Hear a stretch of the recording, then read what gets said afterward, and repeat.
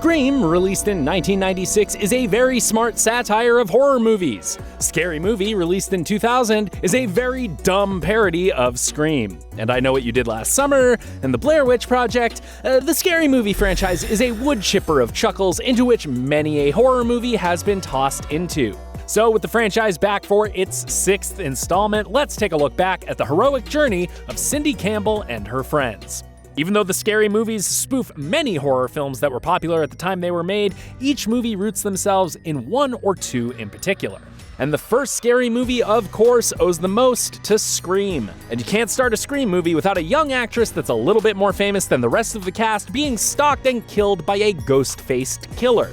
And this time with an even more deflating conclusion for Carmen Electra's Drew. Across town, Cindy Campbell's dad is going out of town to hide from the feds after a drug deal gone bad, giving her a chance to have a little PG-13 encounter with her boyfriend Bobby. But Cindy's protective of her boundaries and sends Bobby on his way. But not without a little parting gift, of course. Oh, gee. Gale Hailstorm arrives in town to report on the murder the next day, squeezing local Officer Doofy for information on the investigation and finding him to be rather... Would you remind me not to do that again? Meanwhile, Cindy, Bobby, and their friends, Brenda, Ray, Buffy, and Greg, try to work out who may be behind Drew's murder, which has them all remembering what they did last summer, killing a jaywalker in the middle of the night. It's okay, I'm fine. After multiple, attempts. They make a pact to keep the killing a secret, one which Cindy begrudgingly agrees to.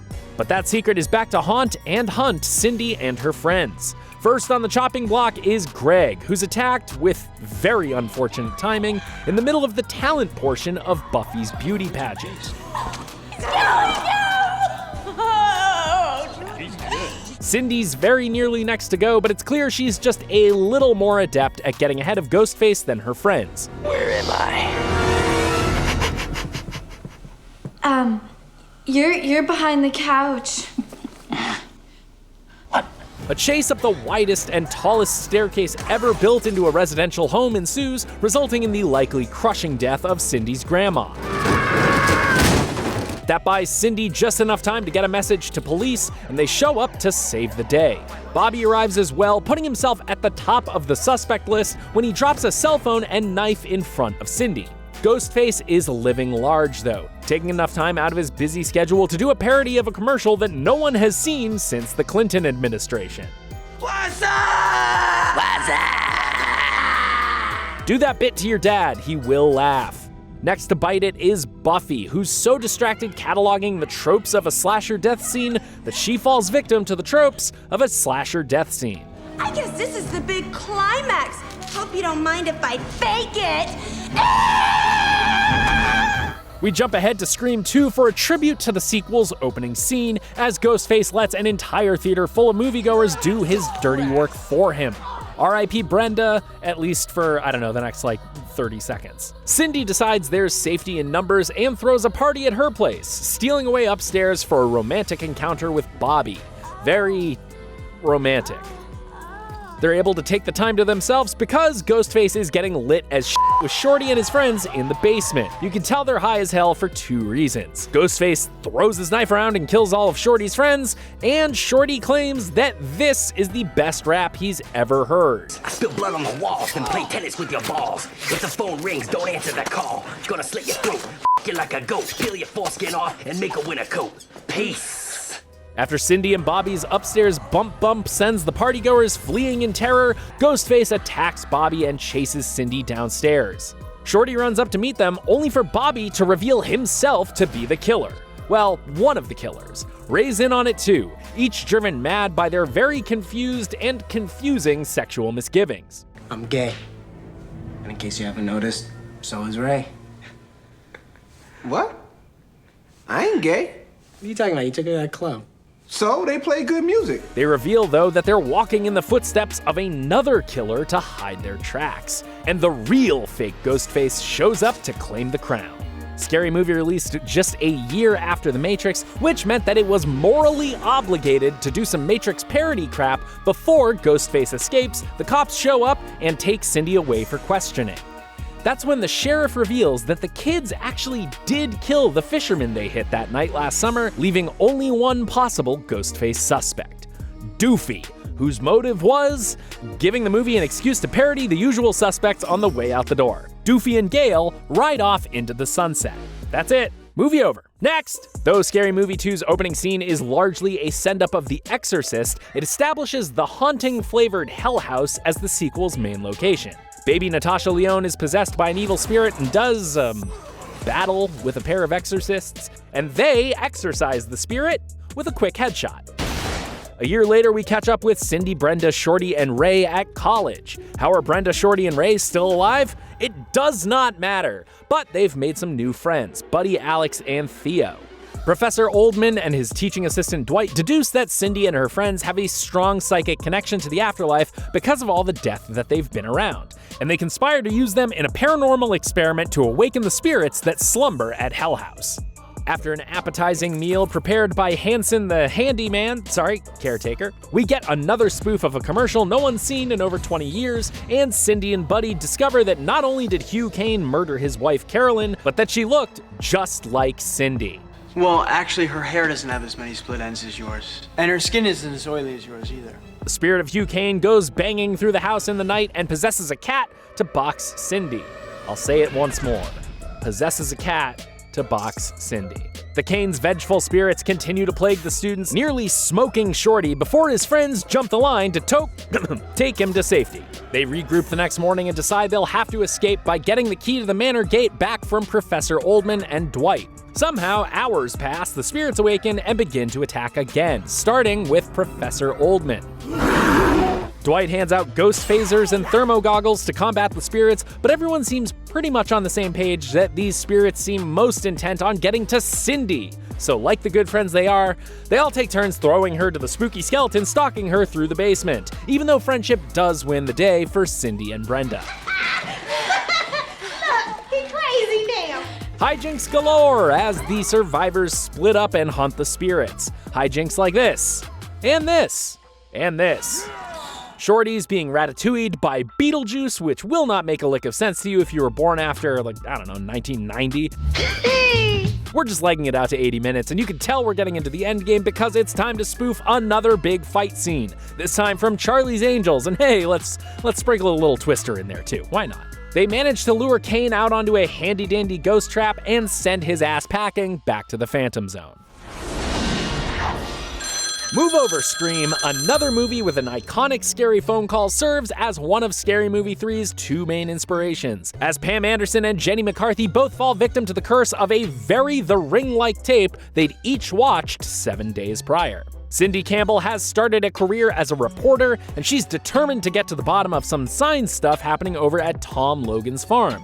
A crop circle has appeared, signaling that maybe, just maybe, an alien invasion is imminent. Tom's brother George is too busy trying to get his rap career off the ground to stick around to see what that's all about, but not too busy to pick up Tom's daughter from school, where Cindy's also picking up her creepy little nephew, Cody. And hey, Brenda teaches both kids because we're 10 minutes into this movie and we need to get her into the mix. Now who the f*** did that? Cindy and Brenda attend George's big rap battle hosted by Mahalik and CJ, where, with Eminem way out in front, he puts up the second best performance from a white rapper in cinematic history. I'm a white boy, but my neck is red. I put Miracle Whip on my Wonder Bread. I grew up on a farm and I was born with no rhythm. Dr. Phil's my uncle and I like to hang with him. Later that night, Brenda confesses to Cindy that she's also seen the cursed tape just before Tabitha comes to bring her 7 days to a close. George and Mahalik do make a last attempt at saving her life at the wake, though.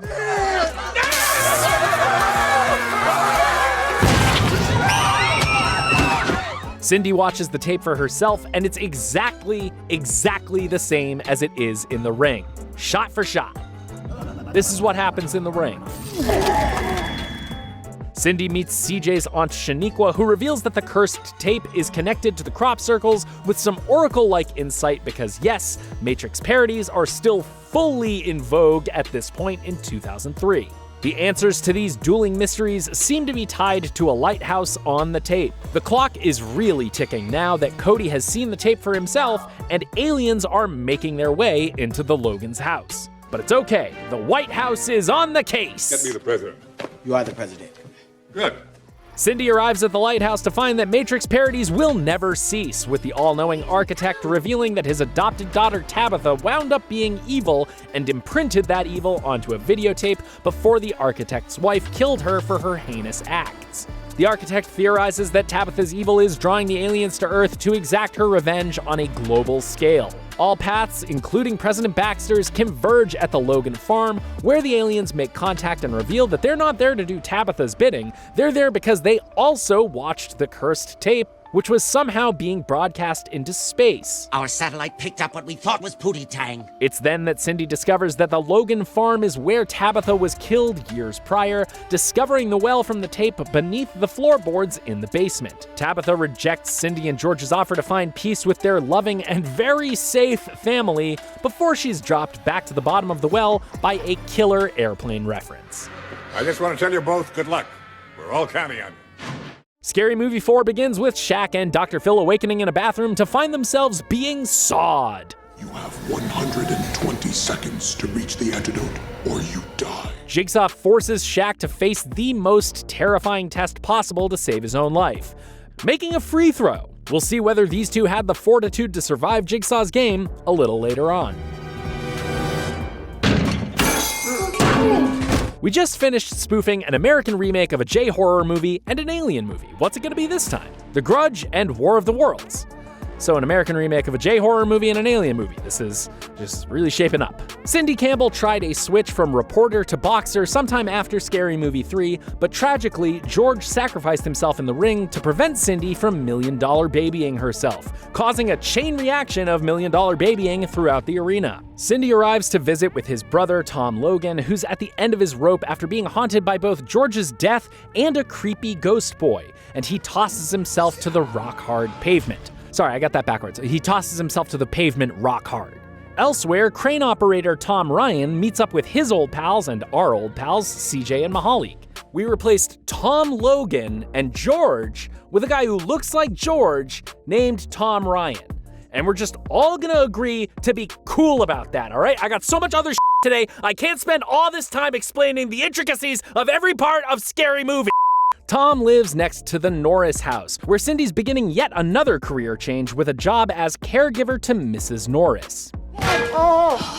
Hair coming out of the walls, little ghost boys popping out of the bathtub and meowing up in the crawl space. Sure looks like this house is grudged as to me. Cindy has just enough time to confide in Tom that there's something sketchy going on in the Norris house when a butt in the sky starts farting lightning, which, fun fact, is the first time that's happened in a film since The Bicycle Thief in 1948. And as it happens, that lightning is actually aliens beaming down into their tripods to begin an attack on the planet. Cindy discovers a map in the Norris house which she believes may hold the key to stopping the aliens, but I cannot be sure about that because I'm going to be totally honest, I stopped paying attention at that part and I guarantee it will not be important enough for me to have rewound the movie to be sure.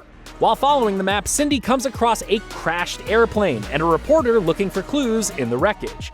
Brenda, she's still not dead. How do they explain it?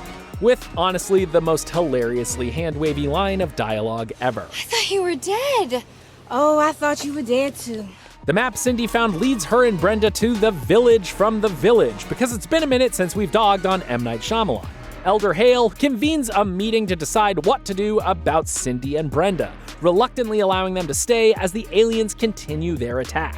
Over in the War of the Worlds storyline, Tom and his kids are pulled out of their car by an angry mob while attempting to escape the city and take refuge in the basement of Oliver, who's got some great ideas on how to stop the tripods. When we build our tripods, they'll have 4 legs.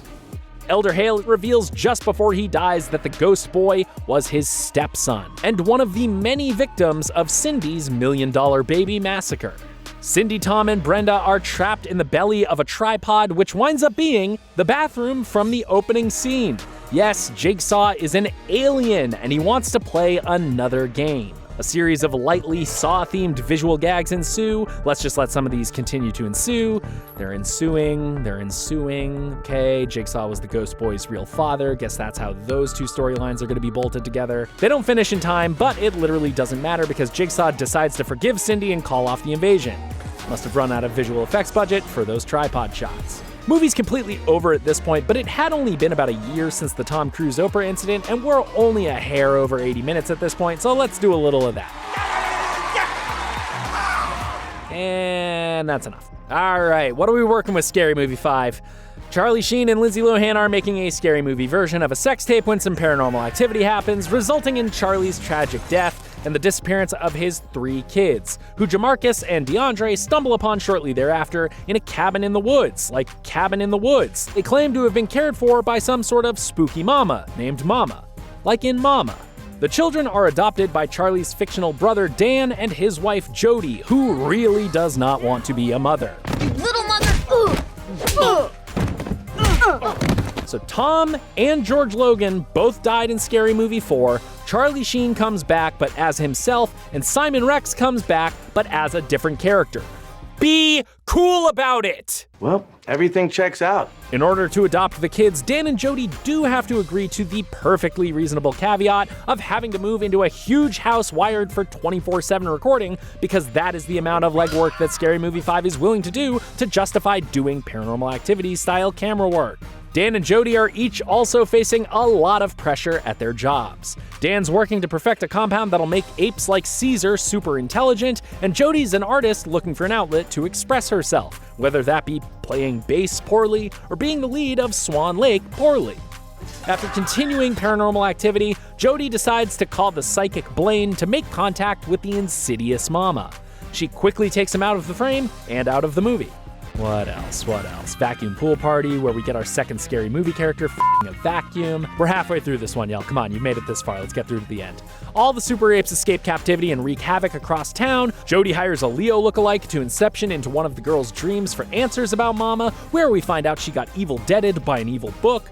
Caesar moves in with Dan and Jody. The Paranormal Activity and the 5-second character cameos continue. That doll'll make me holla, honey boo boo child. Another outdated commercial parody, a quite honestly and at this point surprisingly funny transition shot between scenes where they didn't want to spend the budget on a driving shot and just shot a remote control car instead. That all winds up with Jody, not Cindy, and her friend Kendra, not Brenda, arriving at a cabin in the woods, but not the one from the beginning of the movie, to break Mama's curse. Evil Dead remake stuff. Jody and Kendra are pretty sure they've broken the curse, but remember, everyone in this movie is impossibly stupid. Mama abducts the girls, but Jody's learned how to love these little monsters and saves the day. And all of that, all of what has transpired in this labyrinthian lore is sure to be deeply woven into the narrative fabric of the new Scary Movie. Maybe we'll finally learn what kind of interesting and I'm sure very sensitively rendered life Doofy has gone on to lead. What's your favorite Scary Movie? Let us know in the comments, and for everything this, and this, you're already in the right place. IGN.